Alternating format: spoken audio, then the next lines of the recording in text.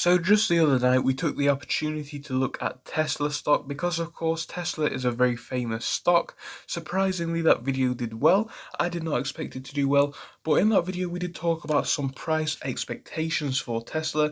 I brought up this article on CNN where I talked about how this could potentially hit over $800. And of course, that's just on the analyst estimate. They have about 34 analysts looking at this, and some of these are saying that it does have the potential to go above $800 within the next year. So yeah, tonight I want to look at some reasons why this company could still grow exponentially, because people are saying that Tesla's growth period is done. My personal opinion is that it's not done. It will continue to grow. However, I would personally say that it may not grow as much as it has in previous years due to the fact that obviously the competitors are catching up. But yeah, tonight we have so many things to look at with Tesla, so I hope you're going to enjoy this video. If you are, and if you think you are, please do leave a like and subscribe. You can see on screen we're on 713. We're trying to get to 1,000. We've got less than 300 to go now. And you know what?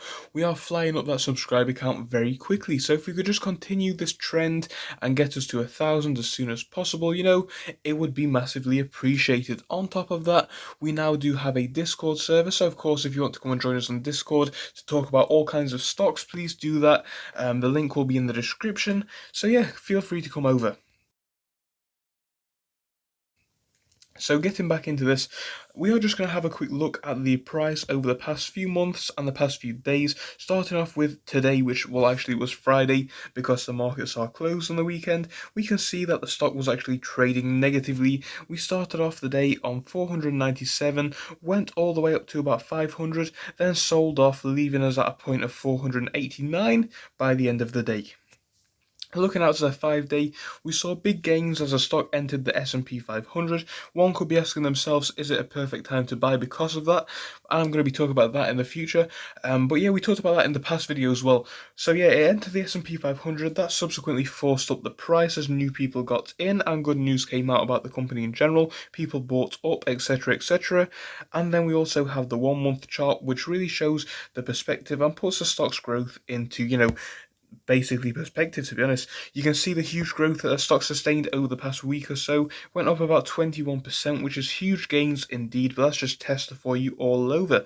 6-month period, perhaps even longer if we can, we'll see the huge growth on the 5-year period. Actually, this stock is just shooting up. We shot up all the way from about 2020, to be honest. From the start of the year we have been trending upwards, so Tesla looked like it was going for a great year. Then we all know what happened around February time. The stock crashed, every single stock did, and we've been up ever since. Now around this point people were saying that the stock's going to die off, we're not going to see much more growth for the company, and then guess what, another catalyst comes out and the share price goes up further. So that's just a Tesla story all over. Like I said, it's just one of those ones which it just seems to be on a run which just never stops. So yeah, we're going to look at some factors on why this stock could potentially grow massively in the future. So let's start off with this one. We're going to look at the market sector and the space for the company's growth in the future, because obviously, what's the point in selling cars? How are you going to make money selling cars if you don't have anybody to sell to? Now, I think this is somewhere where Tesla has an advantage on a lot of companies because their cars are already out, the technology is already out as well. So what we're going to be looking at is just this UK graph. You can pick many a country to look at this, United States, you could pick a lot of European countries if you're from there, perhaps Australia, but for the purpose of the video, because I'm from the United Kingdom, we will be looking at this graph. You can see here that the majority of cars sold on this graph are either petrol or diesel. We have a very small percentage which is actually electric and a very small percentage which are plugless hybrids. So what does this mean and why is this significant for Tesla? Because all cars being sold are basically not electric. Well, that is exactly why. In the future in the United Kingdom and a lot of other European countries, and I'm pretty sure a lot of countries around the world, I think petrol and diesel is getting eradicated by the year 2030. And what this means is all of these cars sold on this graph will one day be green.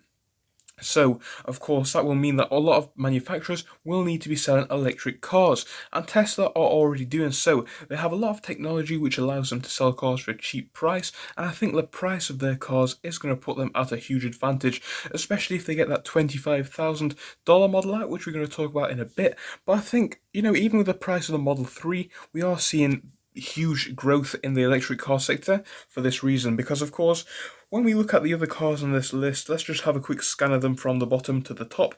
I'm only going to talk about the ones which I know and the ones which are generally speaking main knowledge. We have things like the Tesla Model S. Now, yes, I'm not a big fan of that car, but say what you want about it, it's an expensive car to buy. I think it's like $80,000 or $90,000.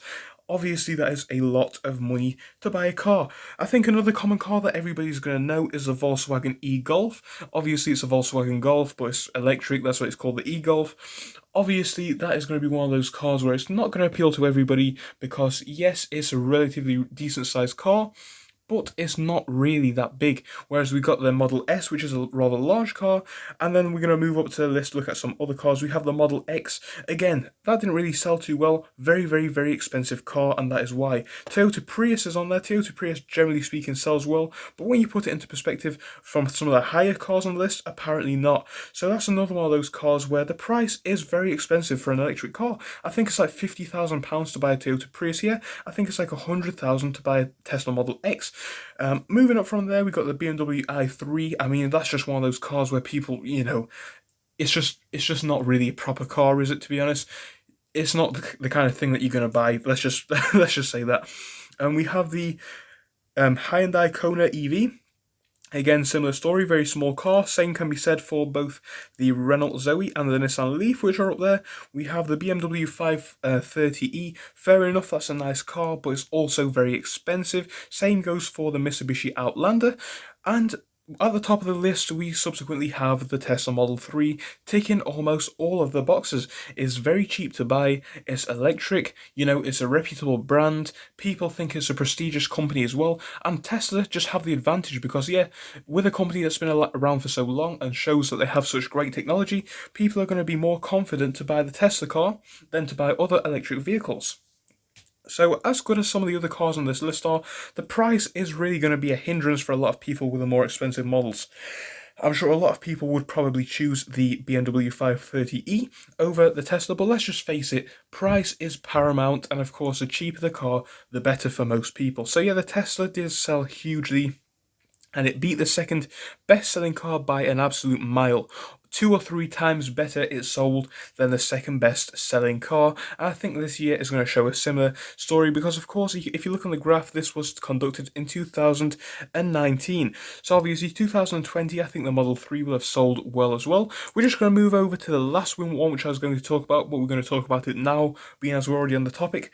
If we're looking at a model, another model from Tesla, which is at $25,000, I think that is really going to be the one. And I wouldn't say it's going to be the end for gas and oil, because people are going to like the petrol cars, performance cars. People are going to like their diesel cars as well. But obviously for the masses, for the majority of people, 25 grand for an electric car will probably be enough to sway them in favour of Tesla, because yes, the Model 3 is cheap. The Model 3 is cheap, fair enough. But I think it's still at a price which actually does price out a lot of people. Put that at a cheaper price, or make it a better car or a similar car at a cheaper price, and people will buy it. People like the simplicity of the Teslas inside. People like the electric vibe of Teslas, but the price is just one of the things which hinder a lot of poorer people off buying them, because obviously they're just unobtainable for financial reasons, unfortunately. But yeah, with a cheaper model, definitely could improve sales. So another thing which I'm going to talk about is I want to have a quick look at figures about the gigafactories. So they potentially have 4 more gigafactories planned. Obviously we know which some of these are. I think we're looking at one here in England, in Surrey. I think they're looking at one in Germany, in Berlin. I could be wrong in saying that they're looking at one in, is it India? I think that they're definitely looking at one in Shanghai, China as well. So obviously they've got quite a lot of factories, and it's very true to say it just makes things a lot more convenient, because obviously Tesla, an American company, let's look at the logistics of this. If you're producing cars in the United States to ship out to Australia, to ship out to England, obviously that's going to be a very long way either way. Costs for the business are going to be higher, and production numbers are going to be harder to meet. 4 separate factories allows you to customize cars to specific standards, if you understand what I mean. Each country generally has their own, things which they accept. For instance, some countries drive on the left, some countries drive on the right. Therefore, some cars are left or right-hand drive. Producing the cars in that country just makes things a lot easier, and obviously it means that you can churn out more cars, economies of scale, produce each car for a cheaper price, whatnot. You know the story. obviously it's going to be a good thing in the long term for definite. Another thing which I'm going to talk about, I haven't brought up an article, but I'm just going to say it off the top of my head. Confidence within electric cars is coming due to the fact that infrastructure is being improved. I remember back in the day, like 2012, maybe even a bit later than that, even maybe like 2015 to be honest, but I was going to say 2012 because it's early. There wasn't any electric car stations. Obviously, if you want to charge your car, you got to do it in your garage. You're very lucky if you can find one or two in your city. Now just look at it. They're coming like petrol stations. They're absolutely everywhere. If you want to charge an electric car, it's fairly easy to do, and you'll probably be able to find a place to do it these days, which is honestly a good thing to see. And I think that is going to put a lot of confidence in people's minds, because I think the thing is, people just worry about being stranded with these vehicles. Whereas, obviously, with a petrol or a diesel, you can just phone your local breakdown company, put some petrol in the tank. With electric, it's not necessarily that easy, but you know, the availability of sources for charge is going to make people a bit more confident.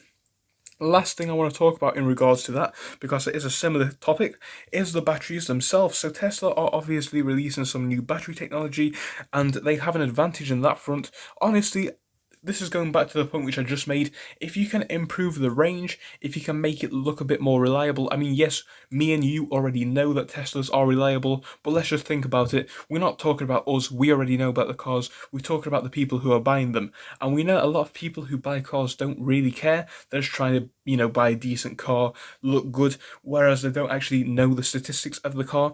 Yeah, so I think if you could just offer a feature which shows that the batteries are superb and the battery technology will be increasing to a better level in the future, this will potentially also increase sales. So, just to put it into perspective, just to conclude, I think there are a lot of reasons why Tesla stock could definitely continue to grow. We're going to be looking at factors which are because of, emerging markets like India and China, and the selling into those. Obviously, selling cars in those markets are going to increase revenue hugely. Another thing is putting factories in more strategic places, obviously foreign countries other than America. So it means that you can export cars to Europe quickly, export cars to China, and also that region of the world more quickly as well. And just factors like this are going to see the stock price continue to rise, in my personal opinion. Obviously, the S&P 500 entry will probably help with that as well for a few years to come. But that's just my opinion. So I hope you did enjoy this video. If you did, please do leave a like and subscribe. I will see you in the next one, which will be out later. Thank you very much for your time. Goodbye. Enjoy the rest of your evening.